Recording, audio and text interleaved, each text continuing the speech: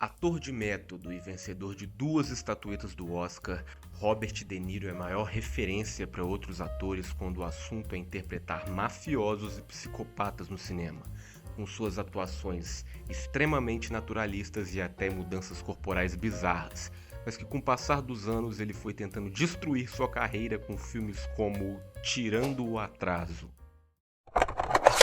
E aí pessoal, tudo bom com vocês? Barbosão aqui na área trazendo mais um vídeo. E galera, hoje eu lhes trago um dossiê completo sobre a vida pessoal, carreira do homem pessoal. O Pelé da atuação, o maior ator que esse mundo já viu, Robert De Niro. Então já deixa o like nesse vídeo, já se inscreve no canal e manda esse vídeo para aquela pessoa que você conhece que tem a pachorra, a audácia de falar que De Niro é um péssimo ator. Ai, que De Niro é um ator de um personagem só. Mentira sua, seu safado. Você é um safado e esse vídeo é justamente para você, tá? Então sem mais delongas, bora pro vídeo. Robert Anthony De Niro nasceu no dia 17 de agosto de 1943 na ilha de Manhattan, em Nova York. Filho único do casal de pintores Robert Henry De Niro e Virginia Admiral. Os dois se separaram quando De Nirinho tinha apenas 2 anos de idade, após o pai do ator se assumir homossexual. Mas apesar de todo esse divórcio conturbado, De Niro cresceu num lar de classe média alta e foi muito bem criado pelos seus pais que o trataram sempre com muito amor e carinho e o incentivavam ao mundo das artes. Aos 10 anos de idade, De Niro atuou pela primeira vez interpretando o personagem Leão Covarde na peça O Mágico de Oz que ele apresentou na escola. E foi ali que ele pensou assim, tá aí, gostei. Acho que eu não quero mais ser médico não. Pra que ser advogado, não é? É isso que eu quero pra minha vida, atuar. Dá desgosto pra minha avó, dá desgosto pra todo mundo que acreditou em mim um dia, não é? Mas foi só no final dos anos 50, quando ele tinha 16 anos, que ele decidiu largar o ensino médio e se matricular numa escola pra teatro, né? E olha, pra quem não sabe, eu sou ator, tá? Eu sou ator há alguns anos e esse início de carreira do De Niro lembra um pouco a minha, sabe? A diferença é que eu continuo na merda, né? Se eu soubesse, se eu pudesse voltar no tempo, eu teria tentado o Enem mais algumas vezes. De Niro então se ingressou na Stella Adler Conservatory of Action, uma escola de atuação muito famosa que na época era ministrada pela própria Stella Adler, uma atriz e professora de teatro muito conhecida, onde até hoje seus ensinamentos são seguidos por muitos atores. Ela inclusive foi aluna e discípula de Konstantin Stanislavski, um ator e diretor russo que é considerado por muitos o maior nome, o maior mestre da atuação. E logo após ter estudado com Stella Adler, De Niro entrou para a escola de teatro de Lee Strasberg, que acabou se tornando o seu maior mentor na atuação. Lá ele conheceu o método, um método de atuação criado pelo próprio Lee Strasberg, baseado no método de Stanislavski, que é reconhecido como o pai do método original. Basicamente, digamos que Lee Strasberg pegou o método de Stanislavski e deu uma aprimorada nele. Bom, pessoal, tentando explicar aqui resumidamente como funciona o método Stanislavski e Lee Strasberg, eles basicamente tentam focar na memória pessoal, na memória afetiva do ator. Vamos supor que um ator precise fazer uma cena de emoção em um filme, onde ele precise chorar muito. Esse ator, para causar uma cena de emoção mais realista, ele, sei lá, acaba tentando pensar em a morte de um familiar, ou algo que marcou a vida dele e ficou ali reprimido. Então são sentimentos de tristeza que ele possa usar naquele momento de choro para vir aquela emoção muito forte, aquele chororô. É claro que isso, pessoal, é só a pontinha do iceberg do método. O método é muito mais amplo que isso, tem muito mais camadas. Mas, resumidamente, muitos atores são adeptos do método, muitos deles inclusive atores de Hollywood famosos que ganham Oscar, enquanto alguns atores já são totalmente contra o método. Segundo eles acreditam que você pode acabar despertando coisas ruins no seu psicológico, como uma depressão. Imagina você ficar relembrando momentos ruins da sua vida várias e várias vezes. Isso acaba te deixando maluco, né? Bom, pessoal, mas eu só tô falando tudo isso porque até os dias de hoje, o De Niro continua sendo uma das maiores influências quando o assunto é atuação de método. E juntando toda essa bagagem e ensinamentos, foi assim que foi começando a trajetória do maior ator que esse mundo já viu. Após atuar em algumas peças de teatro off-Broadways, De Niro conseguiu alguns pequenos papéis em filmes de baixo orçamento dos anos 60, como Festa de Casamento, filmado em 1963, mas lançado só em 69, Quem Anda Cantando Nossas Mulheres e Olá Mamãe. Mas todos esses filmes foram um tremendo fracasso de bilheteria. Inclusive, os 3 últimos filmes citados foram o início da parceria entre De Niro e Brian De Palma, que na época era apenas um diretor estreante. E foi no ano de 1973 que De Niro conseguiu dar finalmente uma alavancada na sua carreira após ele receber uma enxurrada de elogios dos críticos pela sua brilhante atuação no filme A Última Batalha de um Jogador, onde De Niro interpreta Bruce Pearson, um jogador de beisebol que enfrenta uma doença terminal e fará de tudo para conseguir jogar sua última temporada. O papel inicialmente foi oferecido para o Al Pacino, que acabou recusando, né? Então ele estava podendo, né? Tinha acabado de protagonizar Poderoso Chefão. Prontamente, então, De Niro, para se preparar para o papel, viajou para a Flórida para assistir a alguns jogos de beisebol e gravou as conversas dos jogadores para aprender o sotaque local. Imagina você estar lá conversando com seus amigos e tem um maluco querendo gravar a conversa de vocês. O cara ama atuar, o cara ama entregar bons personagens. E após o sucesso do filme, Brian De Palma, seu querido amigo, disse a De Niro que queria apresentar-lhe um grande amigo, um diretor estreante aí, que estava começando na indústria, né? Nada mais, nada menos que Martin Scorsese. E começava assim, então, uma das maiores parcerias da história do cinema. Scorsese e De Niro cresceram no mesmo bairro em Nova York, mais precisamente em Little Italy. E os dois, quando mais novos, até se cruzavam na rua, já tinham se visto ali nas festinhas, né? Mas nunca mantiveram muito contato. Foi só depois da apresentação formal de Brian De Palma que os dois resolveram fortalecer a amizade. E então Scorsese resolveu convidar De Niro para atuar em seu mais novo longa, o filme Mean Streets, de 1973. O filme narra o cotidiano de 2 indivíduos no submundo dos guetos italianos de Nova York. E pela primeira vez, De Niro teve a oportunidade de atuar com Harvey Keitel, ou Harvey Keitel, que foi um grande companheiro das épocas de escola de teatro.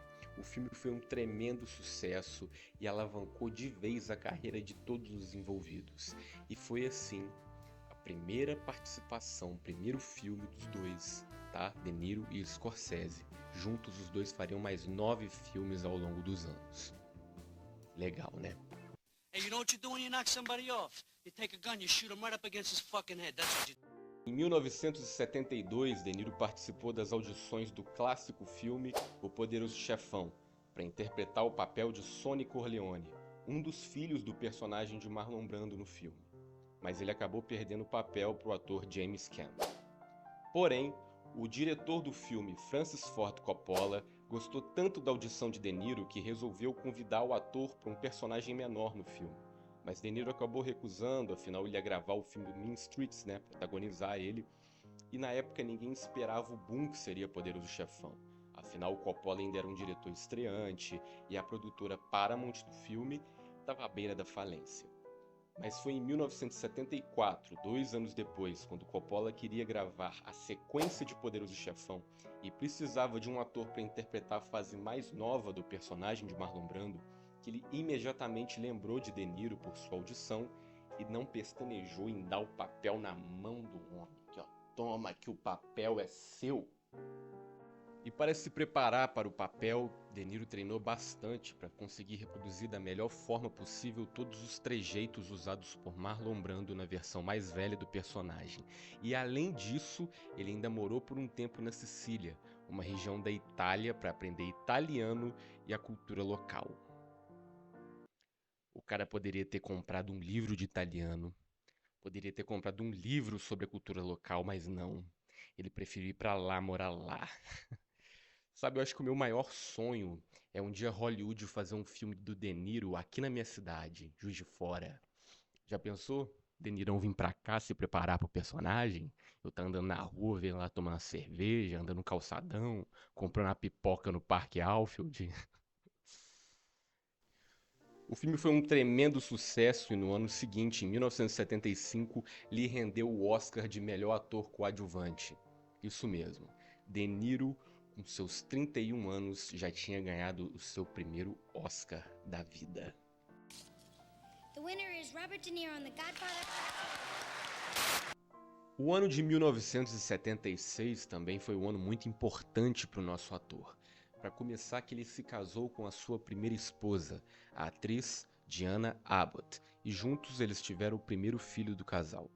O primeiro filho de muitos do De Niro, né? Porque, assim, o De Niro teve muito filho mesmo, assim, tantos que se eu listar um por um, esse vídeo vai ter mais de 1 hora.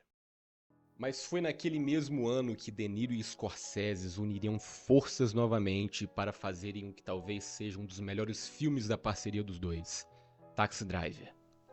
Lançado em 1976 e dirigido por Martin Scorsese, Taxi Driver nos narra a história do personagem de De Niro, Travis Bickle, um motorista de táxi solitário e meio lelé das ideias que trabalha nas noites de Nova York e pretende fazer justiça com as próprias mãos para acabar com a sujeira e a criminalidade de sua cidade.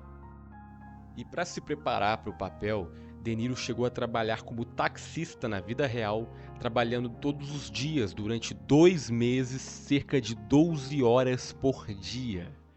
Agora imagina você tá cansado, quer ir para casa, chama um táxi e o motorista é simplesmente o cara que ganhou o Oscar no ano anterior.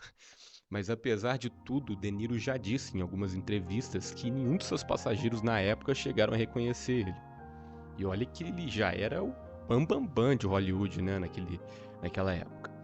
Vale lembrar também, gente, que nos anos 70, Nova York era uma cidade muito perigosa, cheia de sujeira, bandidagem, criminalidade, gangues, bem como é retratado no filme mesmo. Então De Niro deve ter passado uns grandes perrengues lá na noite enquanto ele trabalhava. De Niro chegou a estudar bastante também sobre doenças e transtornos mentais, para conseguir interpretar a mente caótica de Travis Bickle. Um outro fato curioso também é que muitas das cenas do filme foram improvisadas pelo próprio De Niro, incluindo aquela cena clássica do cinema, onde De Niro interpreta olhando para o espelho. Talking to me? Olha, pessoal, e pra mim aqui o De Niro dá um show de atuação, cara, um show de atuação. Porque ele trouxe um personagem transtornado, um lunático, sério, sabe, realista. Não era aquele tipo de personagem surtado que as pessoas estavam acostumadas a ver no cinema, bem exagerados e teatrais, estilo Coringa, sabe? Aqui ele pegou um bem realista mesmo. E cara, o quanto que esse cara é foda, e esse filme é foda, tá? Eu considero Taxi Driver um dos melhores filmes que eu já vi em toda a minha vida. Se você ainda não assistiu, por favor, assista que você não vai se arrepender. E a atuação do De Niro foi tão incrível que ele acabou lhe rendendo uma indicação ao Oscar de melhor ator no ano seguinte, mas infelizmente acabou perdendo, mas isso não muda o fato de que esse filme é fantástico e influenciou muitas pessoas a quererem ser taxista nos anos seguintes.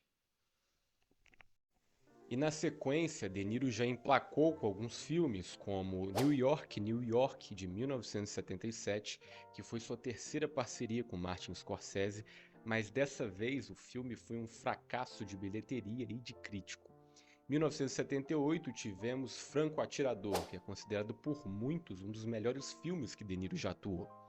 Mas agora, pessoal, 1979, veio a polêmica.